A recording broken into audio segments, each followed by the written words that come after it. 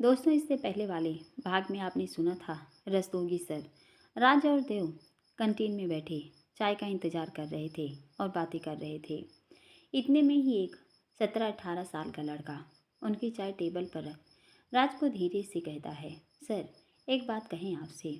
उस लड़के की बात सुन राज हैरानी से देव रस्तोगी को देखता है और खड़े होकर गंभीर आवाज में कहता है, क्या कहना चाहते हो? बेफिक्र होकर बोलो। वो लड़का जैसे ही बोलना शुरू करता है उसके एक एक शब्द सुन राज की नसें तनने लगी। वहीं देव और रस्तोगी की हाथ आंखें हैरानी से बड़ी हो गईं। वो लड़का हाथ जोड़ डरते हुए कहता है, सर मैं सच कह रहा हूँ। आप चाहे तो एक बार हॉस्पिटल और सामने वाली कैंटीन के कैमरे चेक कर सकते हैं। एक ब्लैक स्कॉर्पियो और उस नकाबपोश आदमी को हॉस्पिटल के अंदर और पार्किंग में कितनी बार यहाँ से वहाँ जाते देखा है। पार्किंग में आज जब आप किसी महिला से बात कर रहे थे तब भी मैंने उसे आपकी गाड़ी से थोड़ा दूर किसी से फ़ोन पर बात करते सुना था। मैं आपको कल से बताने की कोशिश कर रहा हूँ, लेकिन सेठ जी पूरा दिन कैंटीन में आसपास रहते हैं, उनके रहते संभव नहीं था। सर मैं गरीब आदमी हूँ। मैंने जो देखा और सुना वो सब आपको बता दिया। आप चाहें तो यकीन कर सकते हैं। इतना बोल अपने दोनों हाथ जोड़ विनम्र स्वर में कहता है, सर वो लोग जो भी हैं उनकी बातों से लग रहा था वो लोग बहुत शातिर हैं। आप बस अपनी वाइफ और अपने परिवार को बचा कर रखना। इतना बोल फुर्ती से आगे बढ़ जाता है। उस लड़के की सारी बात सुन राजदेव के माथे की नसें तन गईं। वहीं रस्तोगी गहरी सोच में गुम हो गए। उस लड़के की बातों ने उन्हें भी एक बार सोचने पर मजबूर कर दिया। राज रस्तोगी देव को देख खड़े होते हुए कहते हैं, सर मुझे अभी इसी वक्त हॉस्पिटल में लगे कैमरे की रिकॉर्डिंग चेक करनी है। देव तू ऐसा कर सामने वाली कैंटीन जा। मैं सर के साथ हॉस्पिटल मैनेजमेंट में जा रहा हूँ। देव उसका हाथ पकड़कर कहता है, राज शांत रहा। इस वक्त हमारा कुछ भी करना कहीं हमें ही किसी बड़ी मुसीबत में नहीं डाल दे। और तुझे क्या लगता है जो हमारी आंखों को धूल झोंक गया वो अपने हाथ काट हमें इतनी आसानी से उपहार में सौंप जाएगा? वो जो भी कोई था पूरा दिन यही हॉस्पिटल में हमारे बीच रहकर हम पर नजरें गड़ाए बैठा रहा। मेरे हिसाब से इतनी बड़ी बेवकूफ़ी नहीं करेगा कि आसानी से हमारी नज़रों में आ जाए। भले ही तू कैमरे चेक कर ले, गारंटी के साथ कह सकता हूँ जिस एरिया में वो मौजूद था वहाँ की क्लिप में हमें कुछ नहीं मिलेगा। हॉस्पिटल के कैमरे छोड़, तू मेरे साथ सामने चल, हम एक बार वहाँ की क्लिप देखते हैं। रस्तोगी देव की बात सुनकर कहते हैं, राजदेव की बात में दम है। हॉस्पिटल एरिया में भाटिया के रूम के आसपास कोई परिंदा पंख नहीं मार सकता।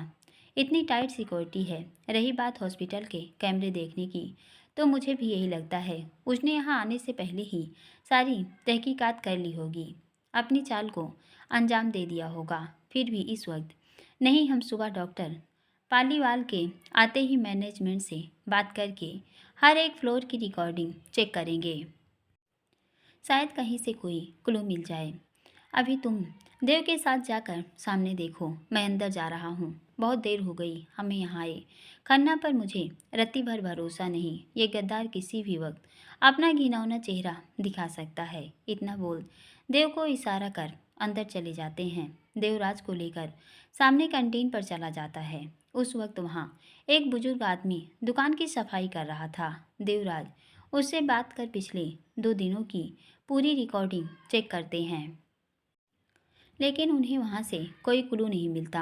राज ने कई बार फॉरवर्ड करके देखा, लेकिन उसे भी निराशा ही हाथ लगी। काफ़ी देर तक वो वहां दुकान में लगे कैमरे के साथ खपते रहा, लेकिन उन्हें ऐसा कोई नज़र नहीं आया जिसके बारे में उस लड़के ने राज को बताया था। राज खड़े हो गंभीर सांस लेकर कहता है, देव यहाँ टाइम वेस्ट करने का कोई मतलब नहीं, कल का फंक्शन होने दे।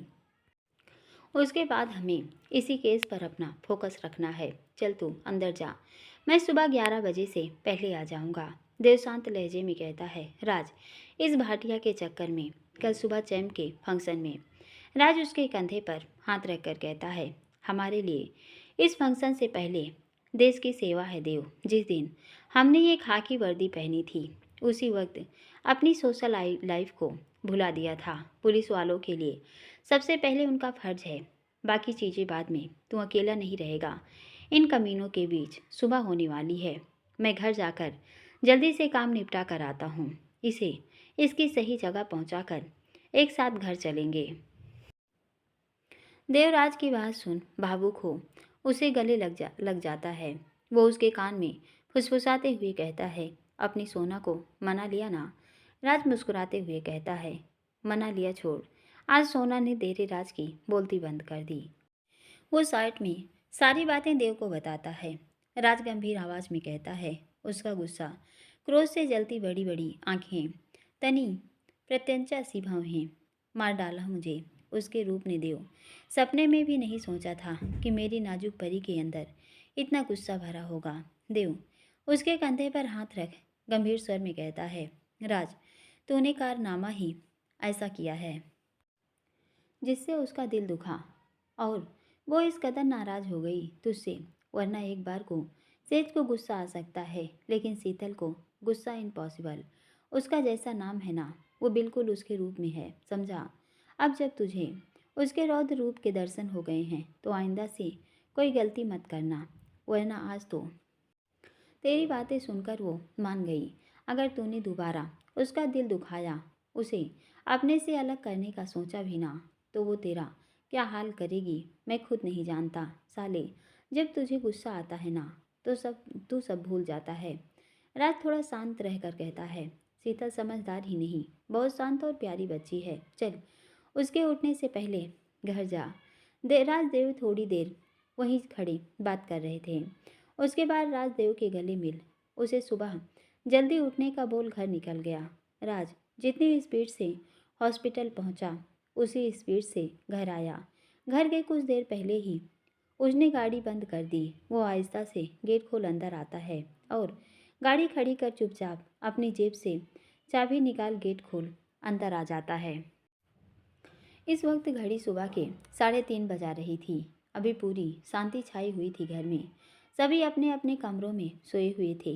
राज नीचे हॉल की लाइट ऑफ कर अपने कमरे की ओर बढ़ गया। अंदर आकर देखता है जैसा वो शीतल को छोड़कर गया था, उसकी सोना उसी पोजीशन में सो रही थी।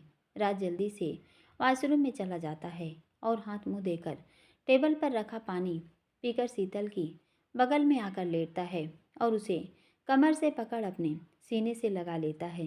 राज के करीब आते ही शीतल उसकी ओर पलट अपनी आंखें खोल कर कहती हैं, हाँ तो एसीपी साहब बिफोर टाइम आ गए अपने दोस्त से मिलकर।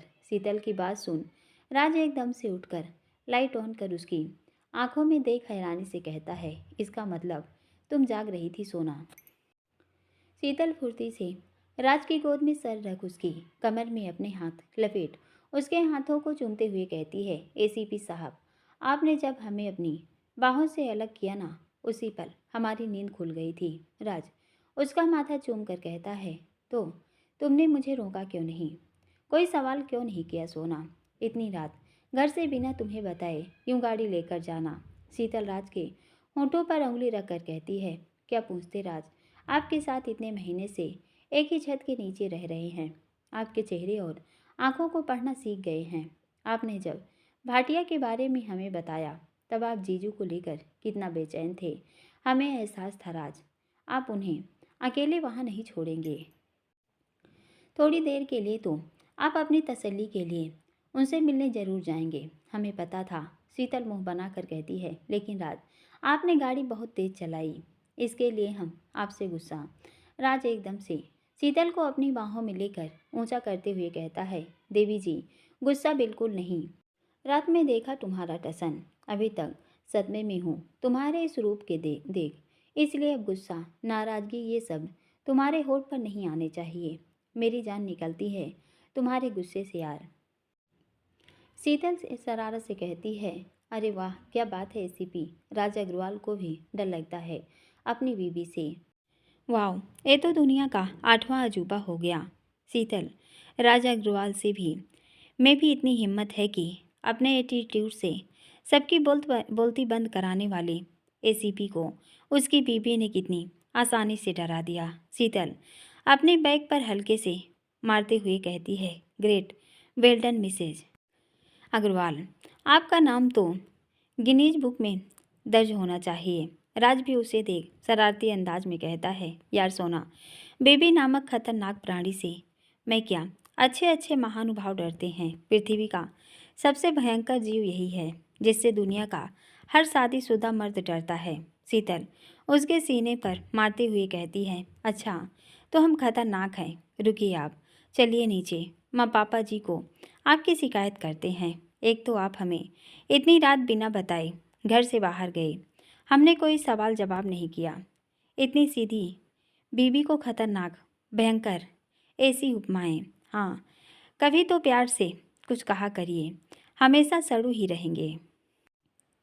राज उसे अपने ऊपर लेकर हंसते हुए कहता है, माई स्वीट डियर वाइफ, ज़्यादा हवा में मत उड़ो, धरातल पर आ जाओ। और एक बात कान खोल कर सुन लो, बेशक हर मर्द डरता होगा अपनी बीवी से, लेकिन राज अग्रवाल उसकी बीवी से डरता नहीं बल्कि बेहद मोहब्बत करता है। तुम पर अपनी जान वार दूं यार।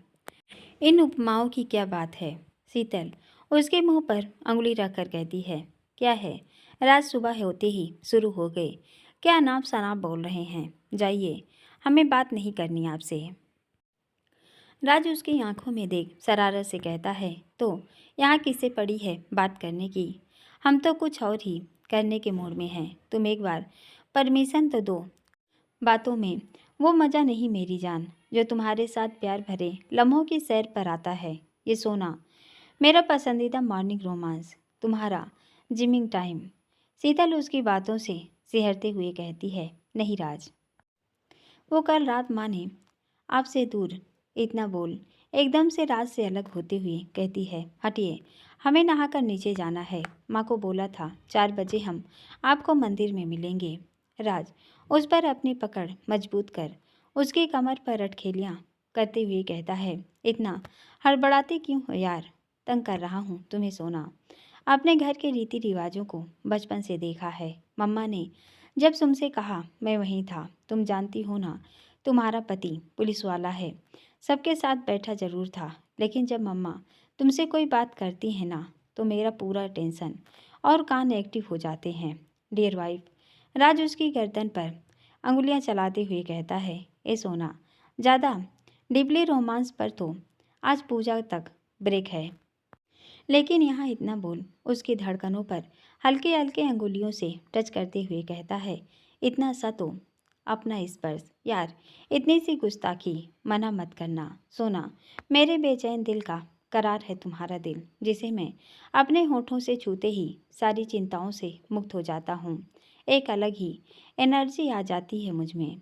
शीतल राज की अंगुलियां पकड़कर कहती है, नहीं राज, प्लीज़, ये हमारी शादी के बाद कुलदेवी की पहली पूजा है। राजू से अपने सीने से लगाकर उसके माथे को चूमकर कहता है, कहाँ से लाती हो इतना सब? कितनी बार प्राउड फील करूं तुम्हारे ऊपर धर्मपत्नी जी। वाकई तुम मेरे दिल की धड़कन हो। इतना बोल नीचे होकर पहले शीतल के दिल को अपने होठों से छूकर उसके सुर्ख लबों पर अपनी छाप छोड़ उसे गोद में उठाकर कहता है, जाओ फ्रेश हो जाओ, मैं तुम्हारी साड़ी निकालता हूँ। राज शीतल को वॉशरूम के गेट पर उतार पीछे मुड़ता है। शीतल उसे पीछे से अपनी बाहों में भरकर उसके बैग को चूमते हुए कहती है, लव यू ढेर सारा एसीपी साहब, आप सच में यूनिक हैं। इतना बोल उसके हाथ से नीचे से निकलकर उसके सामने आती है और जल्दी से राज के होठों को छूकर गेट बंद कर लेती है। राज शीतल की हरकत देख मुस्कुराते हुए कहता है, पागल लड़की, बट लव यू मेरी जान। वो शीतल के फंक्शन में पहनने वाले कपड़े निकाल अलग रखता है और अभी पहनने के लिए एक सिंपल सी ग्रीन फ्लोरल साड़ी रखा बालकनी में निकल जाता है। बाहर राज एक्सरसाइज कर अपना पसीना बहा रहा था। थोड़ी देर में शीतल रेडी होकर टावल उठा उसे पकड़ाते हुए कहती है, राज, हम नीचे जा रहे हैं, आप भी जल्दी से आइए, हम आपका प्रोटीन शेक बनाते हैं। राज उसके हाथ से टावल लेकर कहता है, तुम अपनी तैयारी करो, मैं आता हूँ। इतना बोल वॉशरूम में चला गया। घड़ी सुबह के 4:30 बजा रही थी। शीतल नीचे आती है। सरला अनिकेत के रूम के साथ भरत नीलिमा की रूम की लाइट जली हुई थी। वो सीधे किचन का रुख करती है। अंदर आकर देखती है राजू मीमा दोनों ने पूरी किचन धोकर साफ कर दी थी। शीतल दोनों को देख बड़े प्यार से कहती है, अरे वाह, आपने तो हमारे उठने से पहले ही सब क्लीन कर दिया। Thank you. आप दोनों थोड़ी देर रेस्ट करिए, हम चाय चढ़ाकर मंदिर को सजा देते हैं। नीमा आप भी फ्री होकर गार्डन से फूल लेकर मंदिर में आ जाइए।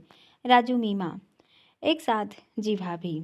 उनके जाते ही शीतल सबके लिए चाय बनाती है और कुसा और नीलिमा का दूध बना कर स्लैब में रखी चैम्प की बोतल बॉयल कर उसमें दूध लेकर भरत के रूम पर आकर धीरे से नॉक करके, भाभी उठ गए तो हम अंदर आ जाएं।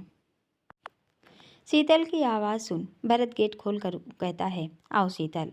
शीतल भरत को देख हल्के से मुस्कुराते हुए कहती है, भैया भाभी का और चैम्प का दूध, आपकी चाय रेडी है, हम यहीं ला कर दें आपको या आप? भरत बड़े ही नम्र लहजे में कहता है, लाओ ये मुझे दो, मैं इन्हें पिला कर आता हूँ। राज नीचे आ गया। शीतल तुम जाकर उसे देखो, मैं बाहर ही आ रहा हूँ। शीतल धीरे से कहती है, जी भैया, लेकिन एक बार चैम्प को देख लें, फिर उनके चाचू की बारी। इतना बोल भरत की साइड से निकल चैम्प को उठा खिलाने लगी, जो नीलिमा की गोद में लेटा हाथ पैर चला रहा था। इतने में ही सरला अंदर आती हैं और टेबल पर 2 बॉक्स रख शीतल पर नज़र डालकर कहती हैं, नीलू 7 बजे तक दाई आ जाएगी, पहले तुम नहाकर रेडी हो जाओ, उसके बाद वो मुन्ना को तैयार कर देंगी।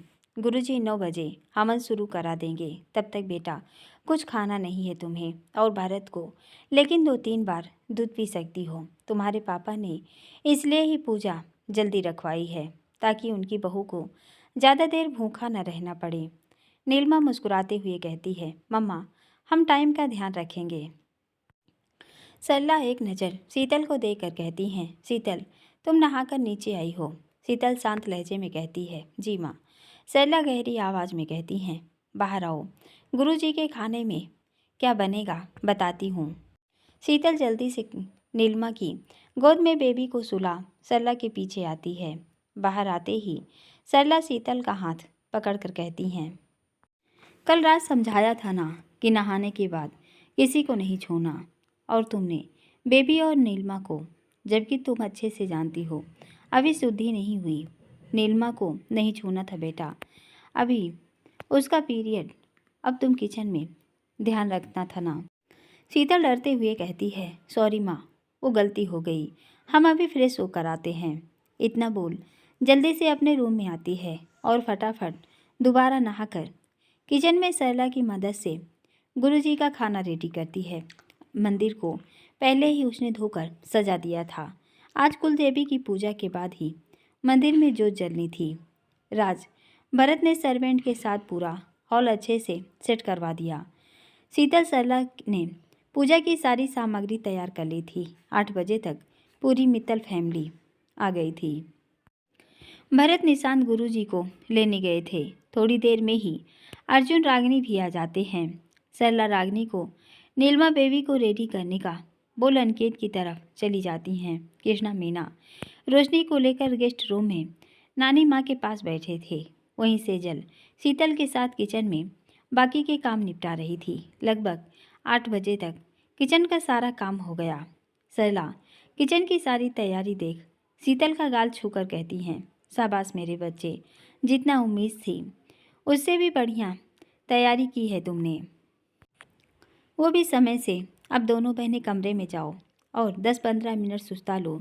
शीतल बेटा, आज येलो और रेड साड़ी पहनकर पूजा में बैठना सगुड़ होता है।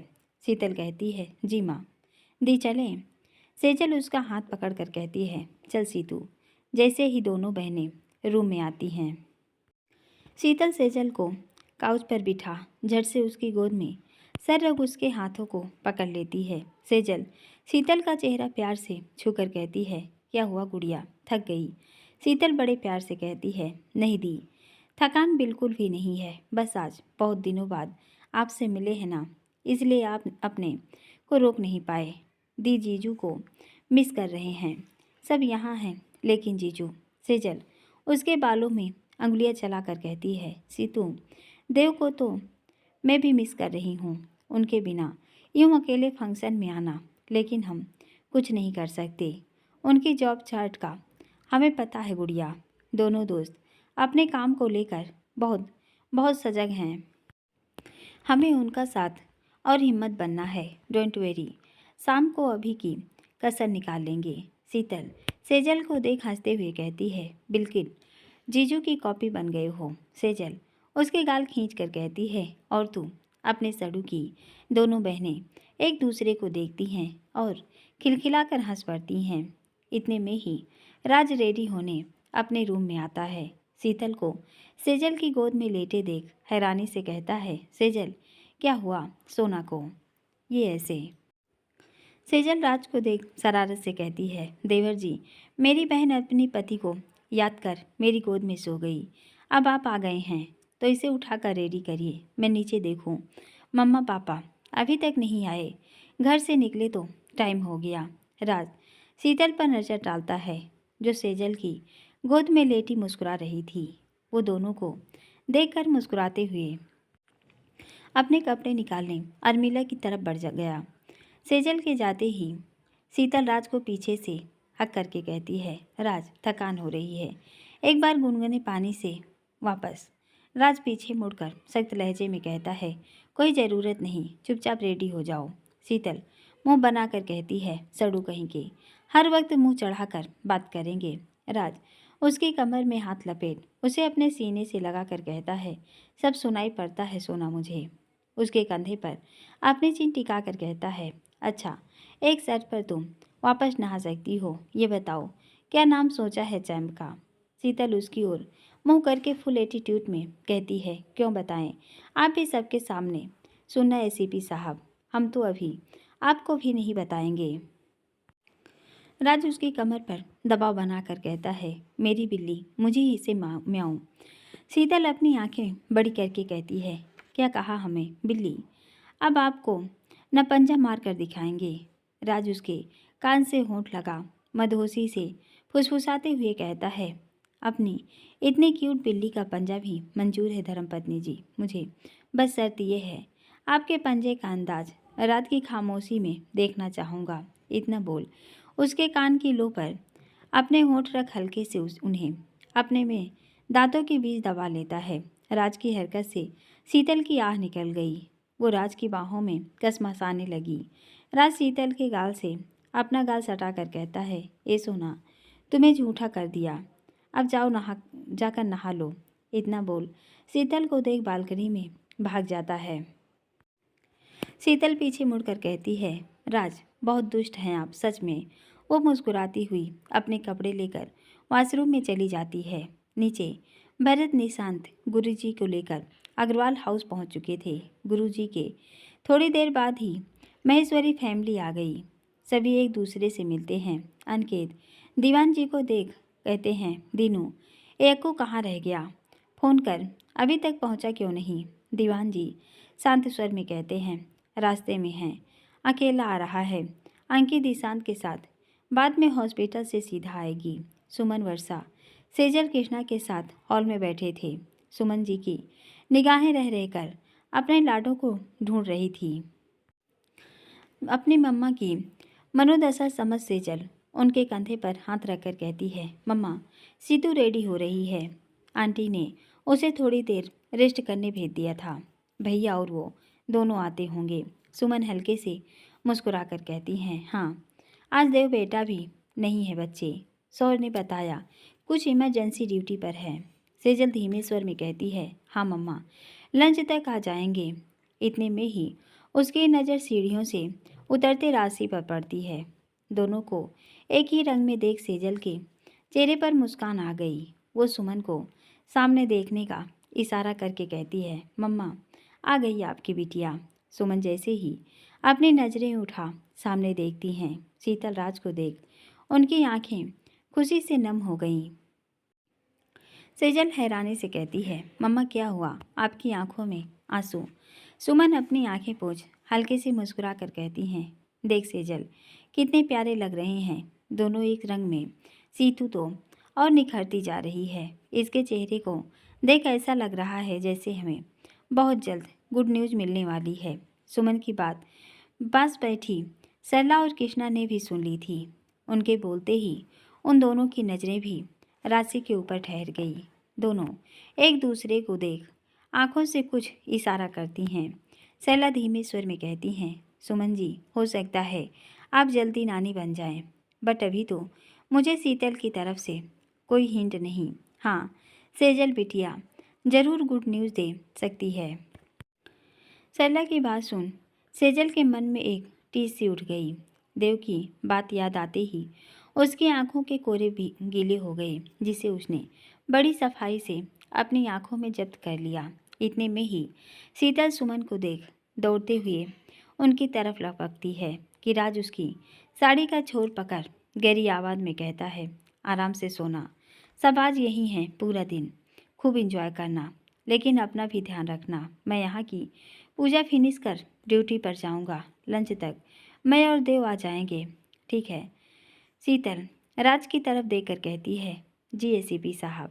राज शीतल का हाथ पकड़कर कहता है, चलो आओ, साथ में पहले गुरुजी का आशीर्वाद ले लें, फिर सबसे मिलते हैं। दोनों गुरुजी का आशीर्वाद लेकर जैसे ही आगे बढ़ते हैं, शीतल शेखर जी को देख राज का हाथ छोड़ उनकी तरफ भाग गई। राज शीतल की हरकत पर मुस्कुरा उठा। शेखर जी सब पुरुष प्रजाति के साथ बैठे गप्पे मार रहे थे। शीतल दीवान जी अनिकेत को प्रणाम कर शेखर जी से लिपट जाती है। उसने कसकर अपने पापा को जकड़ा हुआ था। उसे इतना भावुक देख दीवान जी अनिकेत भी भावुक हो उठे। शेखर जी उसके माथे को चूमकर प्यार से कहते हैं, क्या हुआ बच्चे? शीतल शेखर जी की बाहों को कसकर कहती है, कुछ नहीं पापा, आपको बहुत दिन बाद देखा, बस इसलिए थोड़ा सा सुकून ले रहे हैं। राजा कर शेखर जी के पैर छूता है और शीतल का हाथ थाम कर कहता है, सोना, पापा को बैठने तो दो। पापा आप बैठिए। पापा आज आप कहीं नहीं जाएंगे। आज पूरा दिन आपको और मम्मा को सोना के साथ बिताना है। शेखर मुस्कुराते हुए कहते हैं, बिल्कुल बेटे, आपने कह दिया तो अब रुकना ही है। जाओ बेटा, तुम्हारी मम्मा से मिल लो। राज शीतल दोनों सुमन जी के पास आते हैं। शीतल सुमन के गले लग मुस्कुराते हुए कहती है, मम्मा बहुत प्यारे लग रहे हो इस कलर में, है नदी। सेजल हल्की मुस्कान लेकर कहती है, मैंने भी सेम वही बोला था मम्मा, आप पर ये कलर सूट कर रहा है। वर्षा धीरे से दोनों के कान में कहती है, दी पापा की चॉइस है, मम्मा के बर्थडे का एडवांस गिफ्ट। सेजल शीतल हैरानी से सुमन को देखकर, सच मम्मा। राज सुमन को साइड हक करके कहता है, वाह ग्रेट चॉइस मम्मा, सच में पापा की पसंद माननी पड़ेगी। सबकी बातें सुन सुमन शर्मा जाती हैं और वो वर्षा का कान पकड़कर कहती हैं, शैतान मना किया था, लेकिन ये अपनी शैतानियों से बाज नहीं आती। वर्षा सुमन से कान छुड़ाते हुए कहती है, मम्मा अब आपके बेटे इतने नीरस हैं तो उनकी भी कमी मुझे ही पूरी करनी पड़ती है। राज वर्षा के कान में शरारत से कहता है, क्या हुआ, होटल में भी सौर नीरस रहा वर्षा, कुछ हुआ कि नहीं, या फिर पूरी रात यूं ही गुजर गई? वर्षा शर्मा कर सेजल के पीछे छुपते हुए कहती है, जीजू प्लीज। शीतल घूर कर राज की तरफ देखती है। राज उसे देख अपनी आई बिंक कर अर्जुन जी सौर की तरफ बढ़ जाता है। सभी आपस में बातें कर रहे थे। रोशनी की तबीयत को देखते हुए सरला ने उसे नानी के पास सोफे पर बिठा दिया था। सभी को शर्मा फैमिली का वेट था। एक वही थे जो अभी तक नहीं पहुंचे थे। वर्षा के मम्मी पापा अपने गांव गए थे, इसलिए उनका आना नहीं हुआ। दीवान जी रोशनी निशांत को लेकर कहते हैं, निशु बेटे विजय जी को फ़ोन लगाकर पूछो कहाँ रह गए वो। निशांत धीमे स्वर में कहता है, पापा डैड से बात हुई, वो ऑफिस में कुछ फॉरेन क्लाइंट आ गए, एक्चुअली कल आने वाले थे, लेकिन वो आज ही आ गए तो डैड मॉम शाम को आएंगे। दीवान जी शांत लहजे में कहते हैं, कोई बात नहीं, काम भी ज़रूरी है। इतने में ही गुरुजी नीलिमा, भरत और बेबी को लाने का बोलते हैं। सरला शीतल को इशारा करती हैं। शीतल जल्दी से उठकर नीलिमा के रूम में आती हैं और सरला के बताए अनुसार उसके हाथों में गेहूं भरकर उन्हें चौक पर लाती हैं। इस वक्त बेबी उसकी गोद में था। वहीं नीलिमा का एक हाथ गुस्सा ने तो दूसरा हाथ भरत ने पकड़ा हुआ था। राज मदहोश हुआ शीतल को देख रहा था।